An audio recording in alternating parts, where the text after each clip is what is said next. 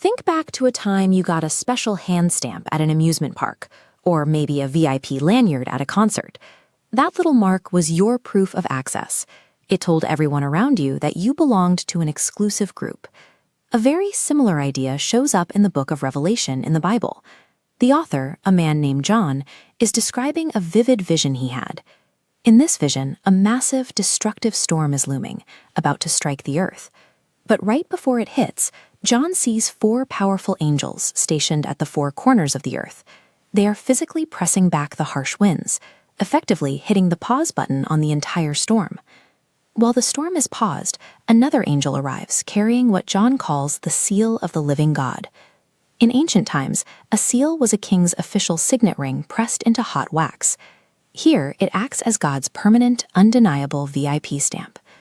This new angel shouts a command to the others: hold back the winds completely. Do not let the storm touch the land or the sea until this special seal is placed right on the foreheads of God's servants. Before allowing any chaos to unfold, God ensures his people are clearly identified. He literally pauses a terrifying earthly storm just to make sure they are permanently marked and protected as his very own. This animated diagram illustrates what John hears next. He hears a highly specific head count of the people receiving this mark of protection: 144,000 individuals. As the chart shows, this total is broken down into exactly 12,000 people from each of the 12 historic tribes of Israel. This mathematical precision shows us a God who is perfectly organized. He keeps track of the name and the place of every single person who belongs to his family. Even with a massive storm brewing on the horizon, this precise roll call proves that God never loses track of a single one of his people, no matter how chaotic the world around them becomes. So John looks up, fully expecting to see that specific, counted group of 144,000 standing there. Instead, he receives a truly massive and unexpected surprise. He sees a crowd so vast that it completely breaks the math. It is a multitude so enormous that no human being and no machine could ever possibly count them all. And this crowd is incredibly diverse. It includes people from every single country, every tribe, and every language on earth, standing shoulder to shoulder. John then describes their unique celebration gear. They are gathered right in front of God's throne, wearing bright, pure white robes, and they are holding palm branches in their hands. Today, we might throw confetti, but in ancient times, holding and waving palm branches was exactly what citizens did to cheer for a triumphant king returning home in a giant, joyous parade. That careful count earlier expands into a worldwide celebration. God's family forms an immense, global gathering where everyone carrying his mark gets a front row seat to his victory.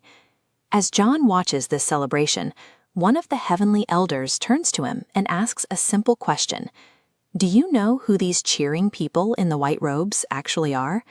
John admits he doesn't know, so the elder gives him the answer. He explains that these are the people who have successfully come out of what he calls the Great Tribulation.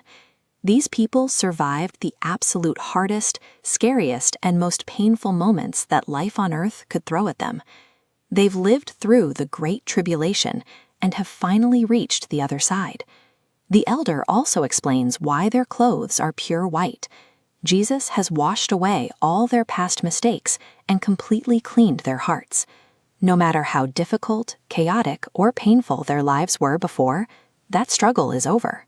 They are now safe, perfectly clean, and deeply honored to serve right in front of God's throne. At this point, the elder shares a beautiful promise. God is going to spread his personal shelter right over them. Because of this protection, they will never have to face harsh elements, scorching heat, or intense hunger ever again. The Lamb, the powerful king sitting on the throne, now steps forward to act as their gentle shepherd.